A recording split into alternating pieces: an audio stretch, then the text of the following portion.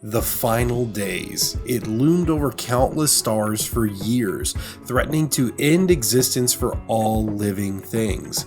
That crisis is no more, thanks to the Warrior of Light, the Scions, and so many others. I've seen a lot of people blaming one character in particular for the final days, the one so closely connected to that catastrophe. I'm talking about Meteion. This may seem like a controversial stance, but Meteion is not responsible for nearly wiping out all life in the universe. Let me explain why, and point the finger at the person who's really to blame for the final days. But before I do that, another massive spoiler warning, as we'll be exploring a lot of Endwalker's story in this video. Enjoy. Meteion is one of the most unique creatures the player encounters in Final Fantasy XIV. We don't meet her until just beyond the halfway point of Endwalker's story. Now, she was created by Hermes, an ancient residing in Elpis on the planet Etheirys. That's where the Warrior of Light lives, just many years in the future. Now, Meteion represents the potential from the emotion-derived energy called dynamis.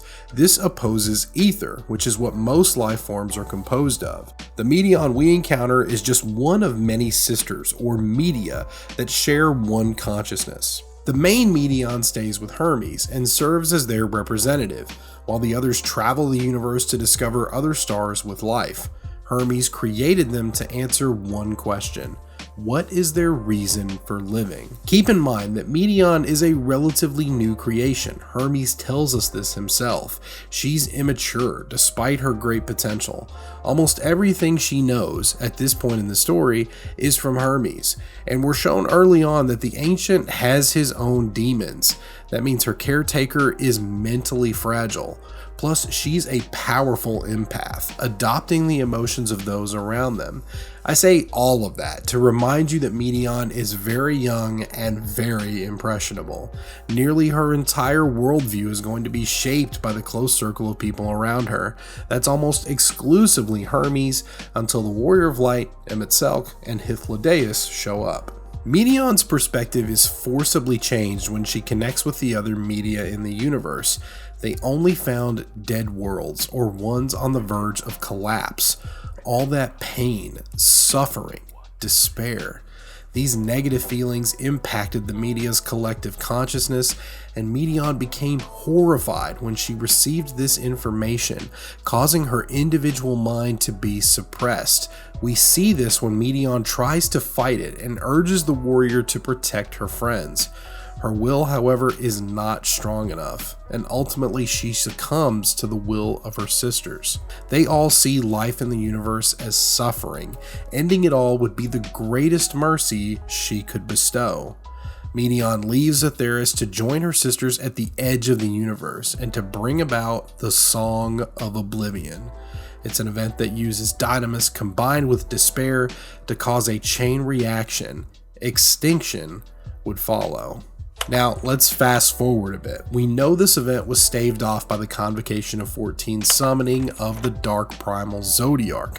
Eventually, Hydaelyn imprisoned Zodiarch on the moon, keeping the dangerous Primal at bay, but also keeping Etheirys safe. Xenos and Fandaniel break that seal in the present day. Zodiarch is weakened by the warrior, Fandaniel destroys the Primal's heart, and the Song of Oblivion returns. The Scions chase Meteion to the edge of the universe, with the warrior arriving at the Media Nest. Meteion keeps insisting that life isn't worth living, and wants to relieve the warrior of his burden. But we're not about to back down. Emet-Selch and Hythlodaeus summon an Elpis flower field to the nest, something Meteion shares a deep connection with. It reminds her of her friends, especially Hermes, and restores her individuality. The Meteion we met is free. We know this because she begs the warrior to stop the Song of Oblivion. She knows life is about celebrating the good and pushing through the bad. Meteion sees that in you, the warrior's will, optimism, and resolve. She's determined to help stop her sisters and guides the warrior to them as they converge into one being, the Endsinger. The Endsinger attacks, so the warrior sends the Scions away to safety. That's because the warrior is willing to face the end singer alone. But Xenos isn't going to be sidelined anymore. The combined efforts of so many people destroy the end singer and end the Song of Oblivion forever. Meteion survives. Although she broke free of the despair that swallowed up her sisters, she still mourned on everything that's happened. That includes the answers to Hermes' question, what makes life worth living? The warrior invites Meteion to connect one more time, sharing their feelings of love, friendship, and happiness, even in the darkest moments. Meteion realizes, in spite of Hermes' mission, the answer to his question was on Etheirys all along. She's got hope for the future now, and leaves to explore the world she longed to understand. With all of this in perspective, Meteion is more of a victim than a villain. Her impressionable mind was heavily influenced by the despair that her sisters witnessed. All of that was just too much for them to handle, let alone just one. That impossible mission is what put Meteion on the path to the final days. And there's really only one person we can blame for that: Hermes. This man chooses one of the worst ways to cope with his depression by projecting nearly all of his negativity onto Meteion. And remember her empathic abilities? She was doomed from the very beginning, not to mention a flawed mission that she simply wasn't prepared to handle. And what does Hermes do when he has one final chance to correct course? Reach out to his creation with love and sympathy? If only that were true. No, he outright encourages her descent into madness and tries to stop the only people who could prevent the catastrophe from happening. Hermes is a deeply flawed man, one of the most flawed in the entire Final Fantasy XIV story, and for that, he shoulders the burden for Meteion, no doubt in my mind.